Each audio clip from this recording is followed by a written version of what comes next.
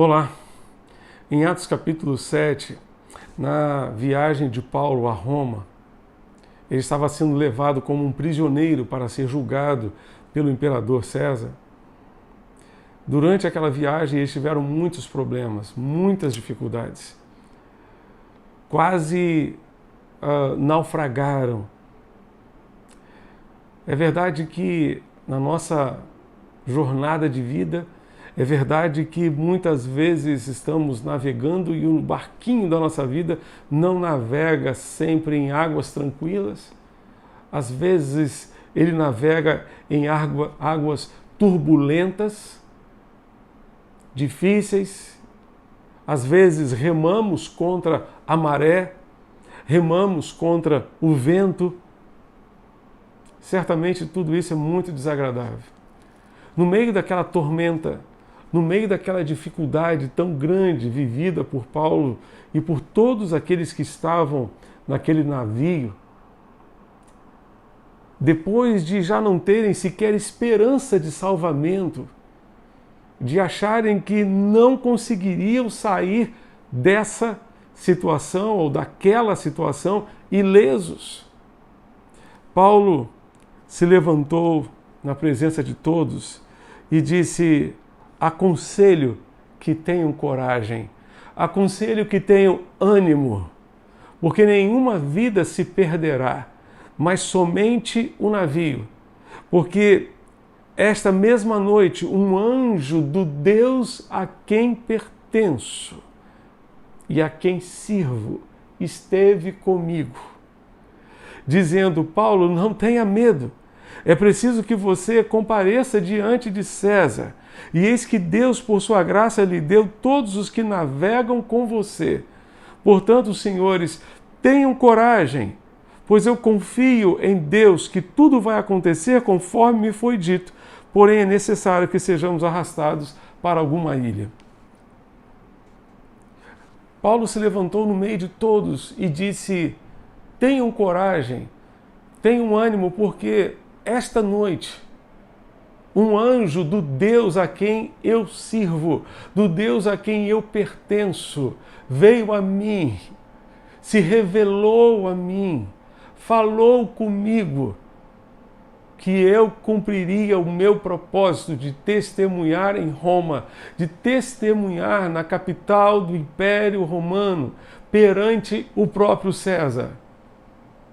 Portanto, tenham coragem. Tenham coragem, senhores. Tenham coragem, todos vocês. Que palavra tremenda de Paulo. Como precisamos pedir a Deus que abra os nossos olhos para ver o seu cuidado para conosco, para ver a providência dele para conosco.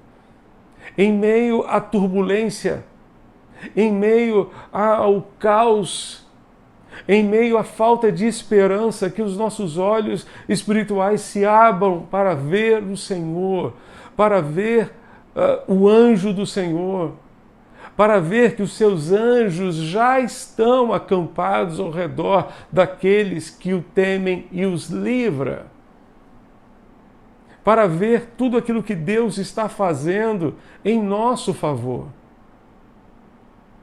No meio daquela tormenta, Paulo teve uma visão de Deus, teve uma visão do anjo de Deus. No meio daquela tormenta, ele foi capaz de ver aquilo que ninguém estava vendo. Que os nossos olhos se abram para ver o Senhor, ver a sua presença junto a nós.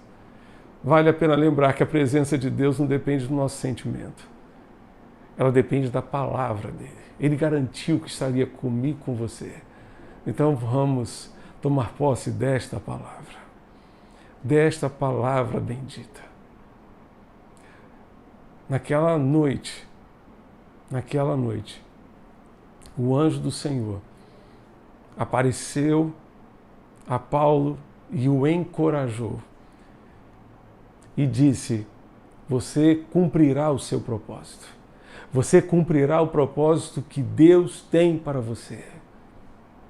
Deus quer encorajar você a prosseguir, a despeito das lutas, a despeito das provações, a prosseguir para cumprir o seu propósito, para cumprir o propósito de Deus para a sua vida.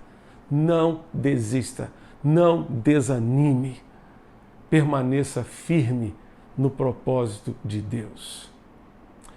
A Bíblia diz que, certa ocasião, o rei da Síria mandou o seu exército para prender um homem de Deus chamado Eliseu. E o seu ajudante Geazi ficou desesperado e disse: homem de Deus, tem um exército inteiro aí do lado de fora para apanhar o Senhor e com certeza vai apanhar a mim também. E naquele momento Eliseu fez uma simples oração: Senhor, eu te peço que tu lhe abras os olhos. E quando os olhos de Geazi foram abertos, ele pôde ver o exército de Deus. Ver não apenas o exército da Síria, mas ver o exército de Deus que estava acampado ao redor da casa do homem de Deus para protegê-lo. Que os nossos olhos espirituais se abram.